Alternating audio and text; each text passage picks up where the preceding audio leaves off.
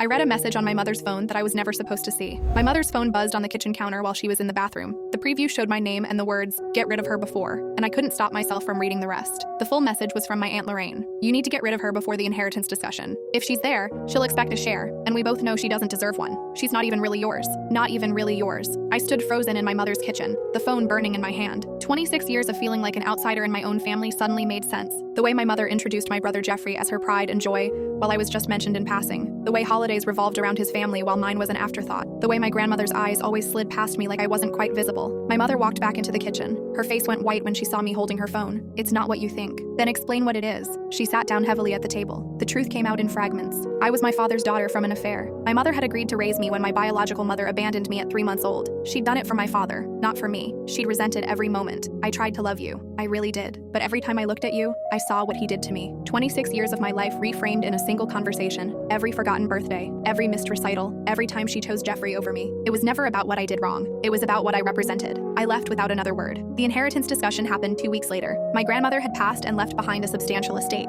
My mother and Lorraine assumed I wouldn't show up. They assumed wrong. I walked into the lawyer's office and sat down across from them. My mother's face tightened. Lorraine looked at her accusingly, as if she'd failed to handle the problem. The lawyer read the will. My grandmother had left everything split evenly between her children and grandchildren. That included me. Despite everything, legally I was still my father's daughter and entitled to a grandchild's share. Lorraine immediately objected. "She's not a real member of this family. The will should be contested." I pulled out a folder I'd prepared. Inside were documents, my birth certificate listing my father, years of family photos where I appeared in the background, proving I was raised as part of this family, letters from my grandmother addressed to me on birthdays, showing she acknowledged me as her grandchild. "Contest it if you want. I have a lawyer who says you'll lose and waste a significant portion of the estate in legal fees doing it." My mother tried a different approach. Her voice softened into something resembling warmth. "Sweetheart, let's not do this here. We're family. We can work something out privately. Now we're family? That's interesting. 2 weeks ago you were planning how to get rid of me before this meeting." The lawyer looked uncomfortable. Lorraine's face reddened with anger. I continued calmly. "I'll be taking my legal share. After that, you'll never have to pretend I'm family again. I'm making it easy for you." The estate was settled within 2 months. My share was substantial enough to pay off my student loans and put a down payment on a small house.